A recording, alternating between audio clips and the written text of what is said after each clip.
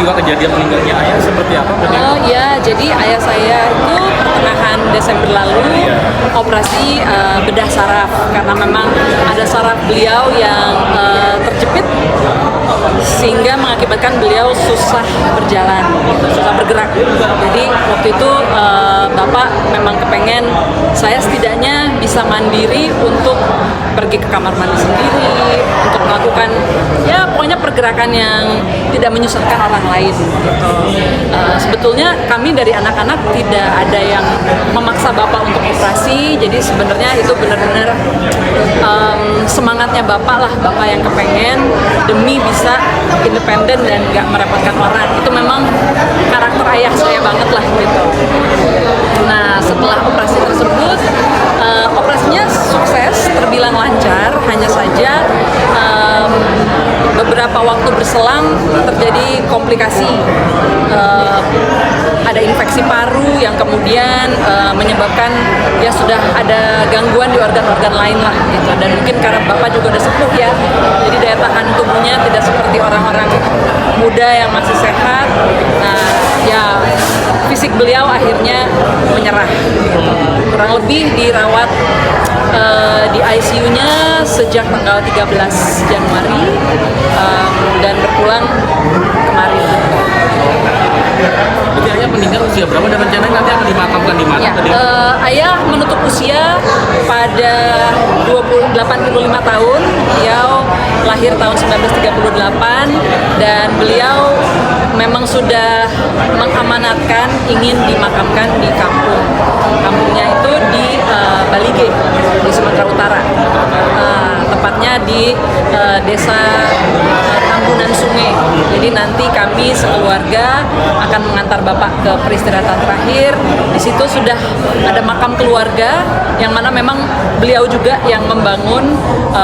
Sudah ada ayahnya Bapak, almarhum ibu kandung saya, lalu sudah ada opungnya Bapak juga, jadi memang sudah disiapkan lah oleh Bapak. Berarti waktu pas masih sakit dan akhirnya mengusahakan nafas terakhir, berarti sempat menemani almarhum kan? Jadi kami sebetulnya hampir setiap hari di ICU berjaga bergantian. Hanya saja pada saat ayah saya mengembuskan napas terakhir, kebetulan saya sedang ada pekerjaan di luar Jawa, tepatnya di Bali, yang tidak bisa saya cancel. Jadi akhirnya saya berangkat. Tapi itu memang sudah atas kesepakatan kami bersama ya, 5 bersaudara. Ada kakak saya juga sedang mengajar di Bandung, ada yang mau manggung juga hari itu gitu. Jadi memang apa ya, pas kami semua itu ada kegiatan gitu. Tapi memang ada kakak saya Kay Mangunsong yang sudah standby. Beliau memang sudah komit untuk gak kerja dulu deh gitu. Kebetulan kan beliau sutradara, jadi dia bisa menjaga jadwal syuting tidak ada sampai selesai pemilu. Nah, jadi dialah yang kemudian bersama dengan ayah saya. Tapi saat itu sih lumayan ada sekitar 6-7 orang yang bersama-sama ayah saya, termasuk saudara kami yang seorang pendeta. Jadi ya menurut saya kepergiannya Bapak tuh sangat damai, sangat indah. Berarti tapi waktu pas Bapak mengusahakan nafas terakhir gitu, berarti posisi lagi kerja atau memang lagi jalan pulang? Lagi kerja, baru mau memulai. Saya mengajar jadi pemateri sebuah workshop menulis untuk satu instansi pemerintah, dan ya saat itulah saya barangkali setengah detik sebelum saya mulai mau turun ke venue itu saya baca. Dan itu harus tetap bekerja meski suasana hati duka, Mbak? Nah, ini barangkali satu hal yang saya pelajari dari ayah saya.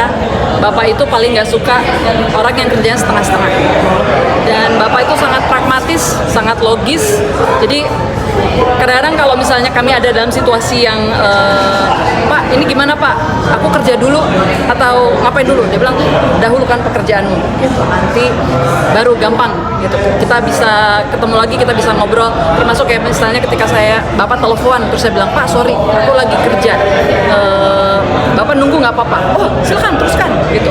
Selesaikan dulu pekerjaanmu. Selalu seperti itu.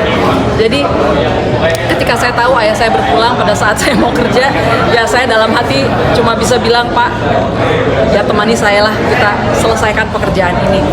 Tadi tapi sebelum meninggal kondisinya memang sudah ngedrop terus kah sampai? Memang sudah mulai turun, cuma karena fisik Bapak terbilang kuat gitu ya, jadi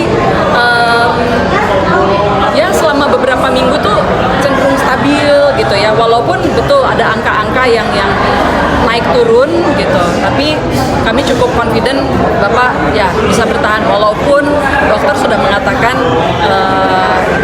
ya Bapak kalaupun apa ya kualitas hidupnya pasti udah nggak akan seperti dulu lagi. Tapi memang maksudnya sebelum memutuskan nafas terakhir keluarga memang sudah ikhlas gitu ya, maksudnya Sudah. atas hasil Sudah. Ya itu tadilah ajarannya Bapak ya gitu. Bapak itu selalu pokoknya harus berkepala dingin menghadapi apapun gitu.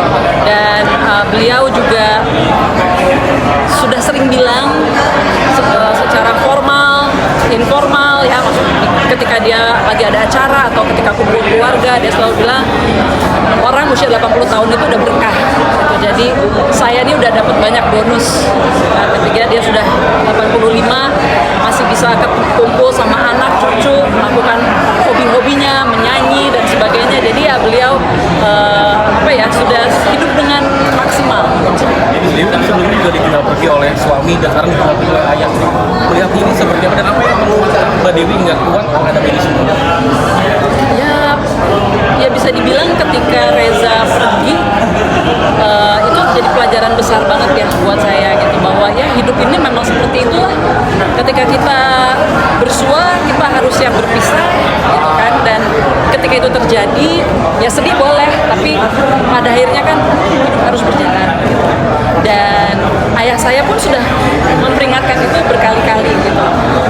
Sama seperti Reza kan juga selalu bilang bahwa ini saya bisa hidup lagi setelah dia sembuh COVID ya, saya bisa hidup lagi bersama kalian, itu udah satu berkah. Jadi udahlah syukuri aja setiap hari. Sebenarnya prinsip itu yang sungguh saya pegang.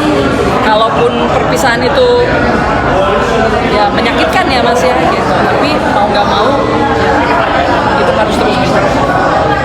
Sudut tauladan yang bisa diambil dari seorang ayah atau mereka sendiri. Mereka itu sangat rasional, dua-duanya gitu. Bukan berarti tidak bisa merasakan emosi ataupun tidak bisa emosional, tapi dua-duanya itu selalu mampu menempatkan emosi mereka di tempat yang tepat menurut saya gitu. Jadi itulah yang saya pelajari, termasuk ketika saya harus mengajar ayah saya pergi, ya udah saya ingat ayah saya aja gitu. Kalau ada ayah saya, dia pasti akan mengatakan selesaikan pekerjaan gitu. Jadi udah saya merasa bahwa ya itu kan spirit ayah yang harus saya jaga gitu. Dan itu adalah pelajaran yang akan terus menemani saya. Ini ada firasat sebelum ayah meninggal. Mungkin karena apa ya, tidak ada satu momen yang pasti begini atau merasa enggak sih. Barangkali karena beliau memang sudah cukup lama ya, kurang lebih 1,5 bulan ketika ada mulai gejala-gejala infeksi parunya terlihat, jadi ya kami sudah cukup bersiap sih gitu. Jadi bisa dibilang kita udah tahu ujungnya seperti apa, hanya saja menjalani prosesnya. Jadi dibilang surprise enggak, dibilang tahu ya sudah bisa mengantisipasi sih Mas. Berarti kan terus menemani ayah di rumah sakit ya, maksudnya ayah sempat berpesan apa sih sebelum akhirnya ditinggal Mbak di kerja, habis itu ayah berpulang? Itu tadi Mas, ayah saya itu sangat pragmatis ya gitu. Jadi bahkan ketika saya mau saya ada jadwal traveling yang memang sudah saya susun dari jauh hari, saya tanya sama ayah saya gitu, Pak, kalau saya pergi waktu itu ke luar negeri, ke Nepal, saya harus ke Nepal bulan Desember nih gitu. Ini udah rencana yang saya susun cukup lama gitu. Sementara Bapak bakal operasi. Menurut Bapak saya harus gimana? Dia selalu bilang kamu pergi aja gitu, pantau saja lewat grup WhatsApp atau kita telepon, nggak usah dibikin susah gitu. Jadi dia bahkan menitip nanti beliin saya selimut yak ya gitu. Selimut yak tuh dari wool binatang yak yang memang khas Tibet, yang hangat, khas Nepal, ya di Tibet juga ada. Itu yang kemudian bapak saya titip gitu. Ya memang apa ya, kalau di luar pesan khusus saya rasa banyak sekali wejangan-wejangan beliau yang berharga gitu ya. Tapi satu hal yang selalu dia camkan kepada kami adalah itu tadi, lakukan sesuatu jangan setengah-setengah gitu. Dan fighting spirit itulah yang selalu kami, bukan saya doang ya gitu, tapi kami berlima kakak beradik itu merasakan betul dari beliau. Mungkin terakhir, apa meninggalkan anak bapak ya? Bapak meninggalkan anak kandungnya 5 orang, tapi karena kita orang Batak, ada juga anak-anak adat ya, jadi totalnya itu ada 7 anak hitungannya itu secara adat, tapi anak kandungnya 5, 1 laki-laki dan 4 perempuan. Kebetulan anak-anak beliau banyak berkecimpung di dunia seni, ya saya penyanyi, penulis, kakak saya musisi, kakak saya sutradara, adik saya juga vokalis band gitu ya. Jadi itulah, bapak sangat suka seni dari dulu dan itu yang sangat kuat menurun kepada kami. Meninggalkan cucu berapa ya? Oh, cucu bapak berapa? 16 cucu.